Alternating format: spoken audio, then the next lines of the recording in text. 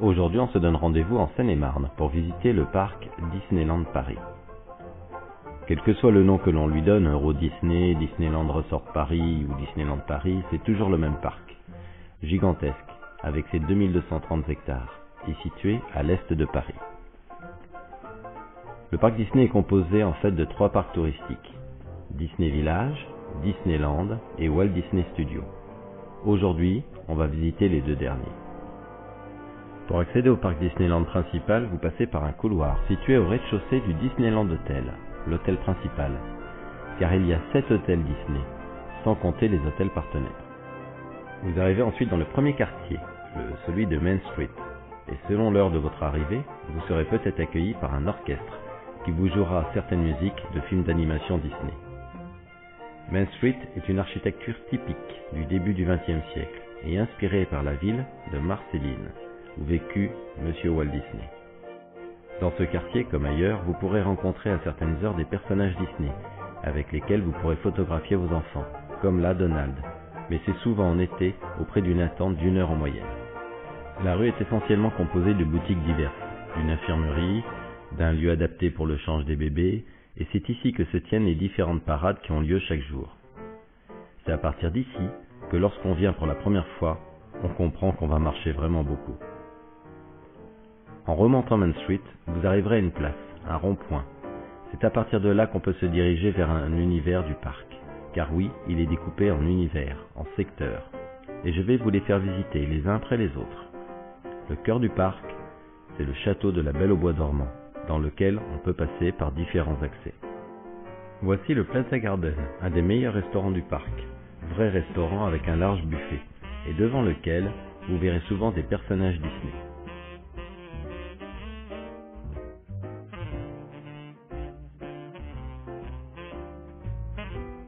Un des derniers films d'animation, La Reine des Neiges, a droit à sa parade. À chaque fois, la rue est sécurisée de toutes parts afin d'éviter un quelconque incident. Pour la grande parade, il s'agit de chars décorés et de danseurs. Là, ce sont bien des chevaux qui sont utilisés, pour le plus grand plaisir des enfants. La foule qui se prête aux alentours pour assister aux parades est considérable, surtout en été. Et d'ailleurs, certains n'hésitent pas à s'asseoir et à patienter plus d'1 heure afin de ne rien rater du spectacle. On va visiter Fantasyland, un des principaux quartiers du parc, axé sur la féerie et les contes. Pour cela, on peut emprunter un petit couloir discret sur la gauche du château de la Belle au Bois dormant, afin de découvrir une pièce cachée dans les profondeurs, l'antre du dragon, de la Belle au Bois dormant justement. Quasiment toutes les attractions sont sombres, en tout cas à la caméra, et cela pour de nombreuses raisons, comme garantir la féerie du parc en cachant mieux les secrets des animations. Donc ne soyez pas étonnés. Nous ne verrons réellement que peu d'attractions, mais bon, après tout, le mieux n'est-il pas de les voir soi-même ?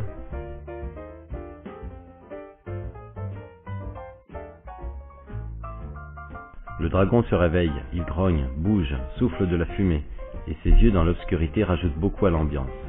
Il balancera la tête pour mieux vous dévisager, mais pas d'inquiétude, il se rendormira. Fantasyland, avec son style moitié Moyen-Âge, moitié conte de fées, est une animation à lui tout seul.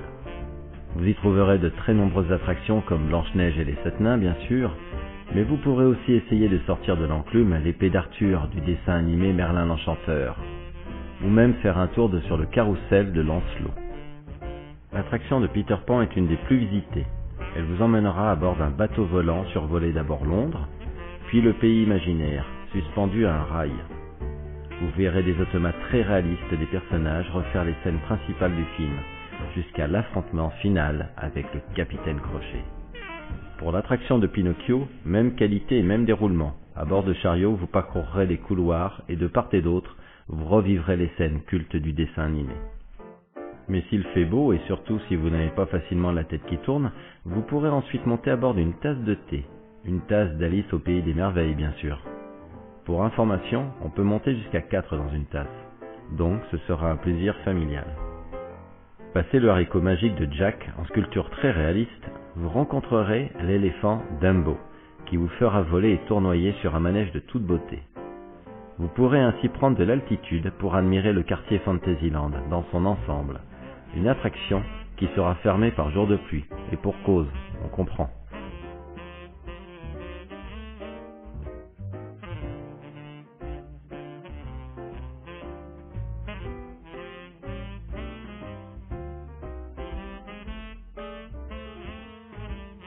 Si vous êtes venu avec un tout petit, alors vous pourrez aussi vous amuser dans le petit train Casey Junior, qui est le train du cirque dans le dessin animé Dumbo justement. Vous serez installé dans des wagons typiques du cirque, fermés ou ouverts, pour suivre un petit circuit autour d'une attraction, celle du pays des contes de fées. En général, chacun fait donc les 2 attractions à la suite. Là, à bord du train, vous monterez et descendrez au rythme du relief du sol, vous pencherez à chaque courbe ou virage, et vous prendrez, j'espère, beaucoup de plaisir à admirer un superbe décor. Vous passerez même derrière la reproduction du château de la Belle et la Bête.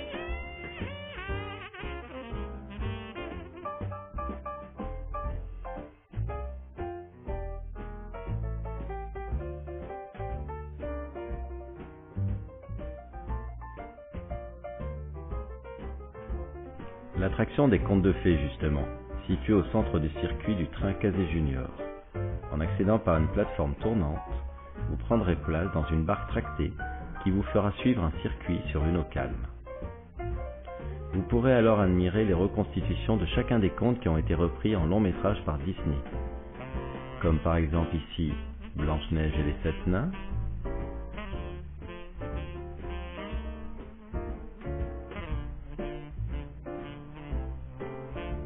ou même Hansel et Gretel.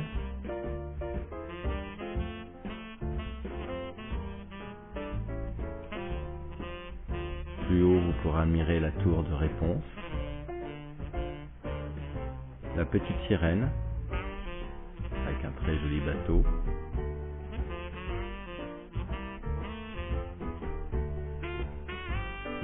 Pierre et le loup,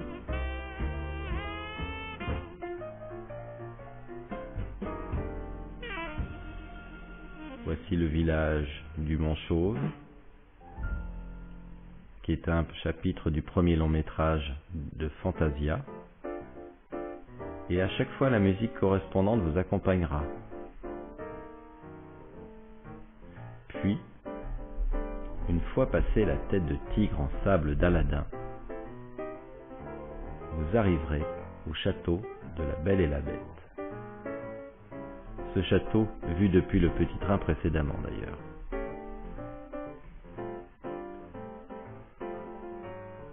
Chaque détail de ces maquettes est soigné et leur réalisation est de grande qualité, pour résister d'ailleurs toute l'année à la météo.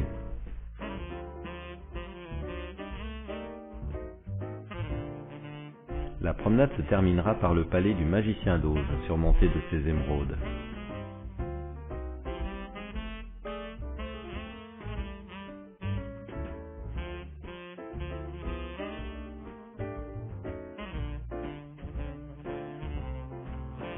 Ce qui sera plus une promenade qu'une attraction, le labyrinthe d'Alice au pays des merveilles. Là aussi, une grande qualité de réalisation.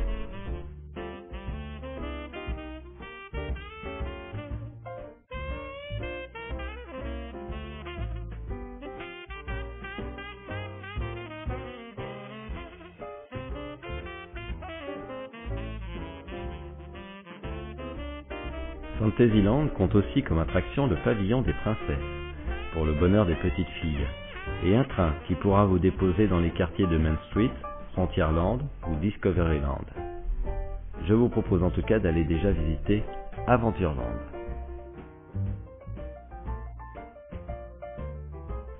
Aventureland, c'est déjà l'île du crâne, avec le bateau du capitaine Crochet. En général, une attraction visite qui plaît toujours aux petits garçons. D'autant que vous pourrez bien sûr monter sur le bateau, en passant par un pont de cordes de bois, et là, pour une photo souvenir, c'est plutôt sympa.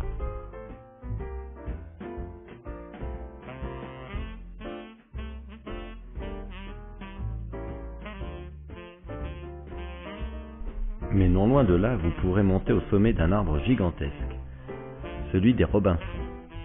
À l'aide de passerelles de cordes et de bois, ou en prenant des escaliers, vous pourrez au fil des étages vous replonger dans l'univers de cette famille échouée sur une île déserte et qui dut démonter les morceaux encore existants de l'épave pour se reconstruire un coin de civilisation. Plus vous montrez, plus la vue sur les quartiers d'Aventureland et même de Frontierland, non loin de là, vous séduira. Vous pourrez même admirer une reproduction des héros du film d'animation là-haut sur un radeau.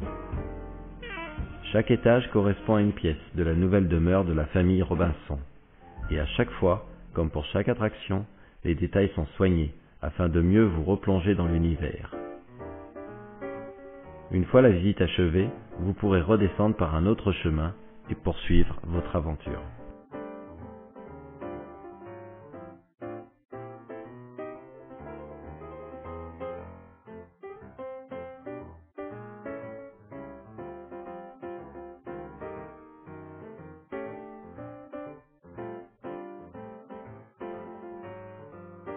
Une des attractions les plus en vue est celle de Pirates des Caraïbes, qui est d'ailleurs la quasi-réplique d'une attraction du Disneyland américain d'il y a au moins 50 ans.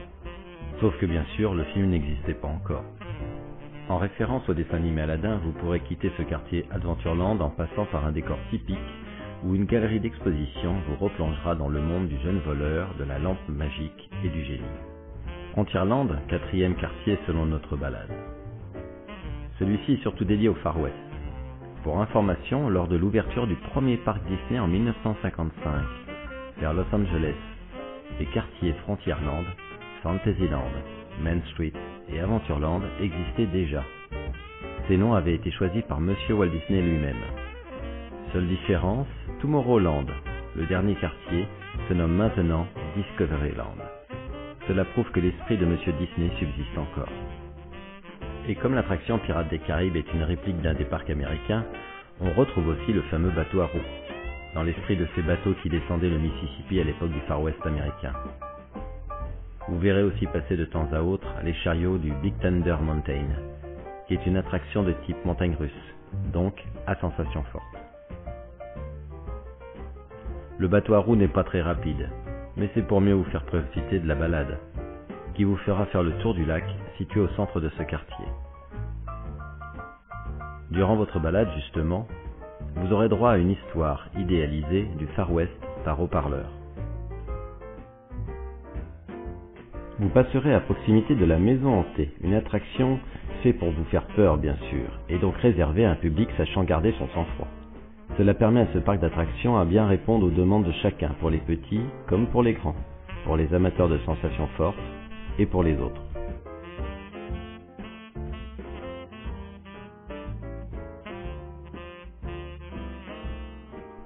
Nous arrivons à Discoveryland, le monde du futur, avec une forte et séduisante inspiration de Jules Verne et de Georges Méliès. Pour cela, on repasse bien sûr toujours par ce fameux rond-point de Main Street, toujours typique et toujours séduisant.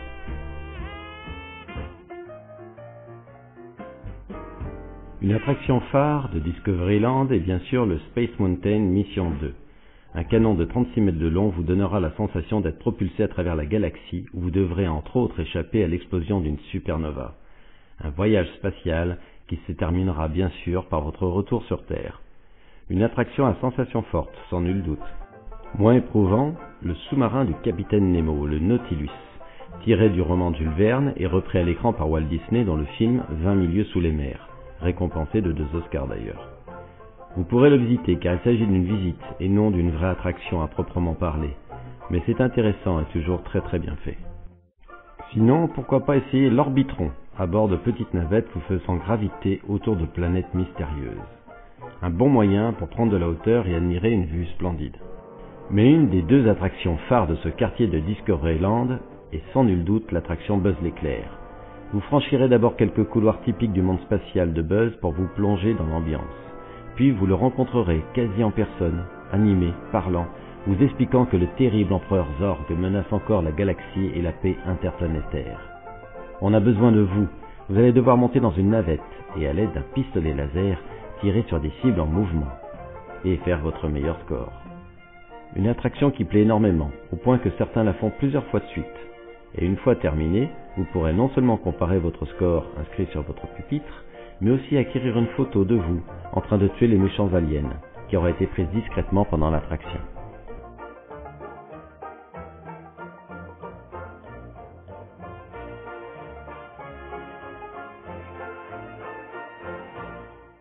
La seconde attraction phare de ce quartier, c'est bien sûr Star Wars et son cinéma dynamique. Dès l'extérieur, on vous plantera le décor avec un super vaisseau X-Wing suspendu au-dessus de votre tête. Il paraît marqué par les combats intergalactiques pour mieux accentuer le côté réaliste. Mais c'est une attraction à sensations fortes.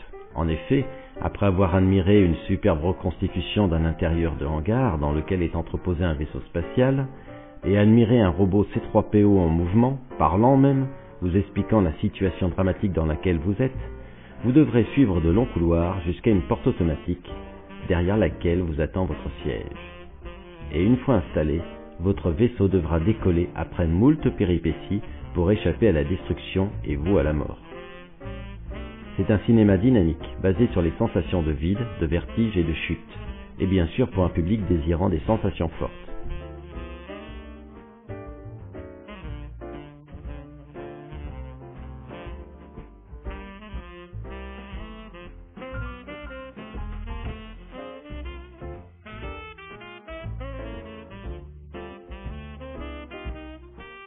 Pour vous remettre de vos émotions, vous pourrez ensuite vous rendre à la salle Vidéopolis, ou Star Wars Academy, selon par où on passe, pour vous restaurer dans un bâtiment gigantesque. Au pire, vous aurez même droit à de gros distributeurs de boissons pour vous désaltérer.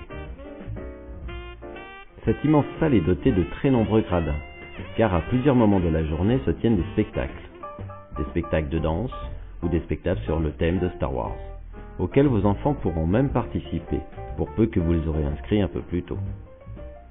Et en dehors de ces spectacles, vous pourrez aussi vous asseoir pour visionner des épisodes des films d'animation Star Wars.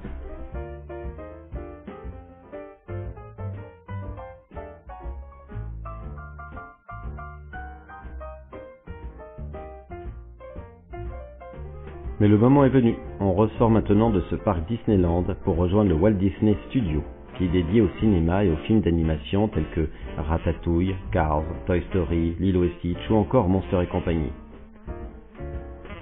Vous passerez déjà dans une première galerie marchande, typique des années 50, où vous trouverez des boutiques et de quoi vous restaurer. Vous passerez sûrement vers un Buzz l'éclair géant pour une photo souvenir et accéderez au quartier de Toy Story Playland. Et oui, encore plusieurs quartiers pour créer plusieurs ambiances. Vous pourrez ainsi vous asseoir dans les anneaux du chien zigzag de Toy Story, pour les plus jeunes, ou alors vous asseoir dans la voiture électrique du même film, qui vous emmènera au milieu des cris jusqu'à 25 mètres de hauteur. Vous la voyez là. Là, c'est des sensations fortes garanties. Également le monde de Cars et de la voiture rouge McQueen. Sur le même principe que les tasses de thé d'Alice au Pays des Merveilles, vues précédemment, vous prendrez place pour tourner sur vous-même et sur une piste mobile pour vous faire tourner la tête et vous donner l'impression que vous allez heurter un autre véhicule. Et voici les tapis volants du dessin animé Aladdin, où le génie vous fera monter dans le ciel pour vous offrir une superbe vue sur ce second parc. On retrouve le même principe que l'attraction Dumbo, mais c'est toujours aussi sympa à faire, en famille bien sûr. Et voici le quartier de Paris reconstitué en l'honneur du film d'animation Ratatouille. Une des meilleures sans nul doute, en tout cas mieux que le restaurant chez Rémi qui n'est pas digne du tout du thème du film basé sur la gastronomie française. L'attraction elle est extraordinaire, et l'attente de ce fait très importante. Assis dans des voitures souris, vous passez de salle en salle pour revivre la scène où Rémi essaie de se cacher dans les cuisines, menacé par le feu et par l'équipe du restaurant. Le tout en 3D avec des lunettes fournies. C'est superbe, et si vous le pouvez, faites-le plusieurs fois. Voilà pour notre découverte du parc Disneyland Paris. Je ne pouvais vous montrer la totalité des attractions où il aurait fallu 2 heures au moins, mais j'espère que vous avez apprécié la balade et les commentaires.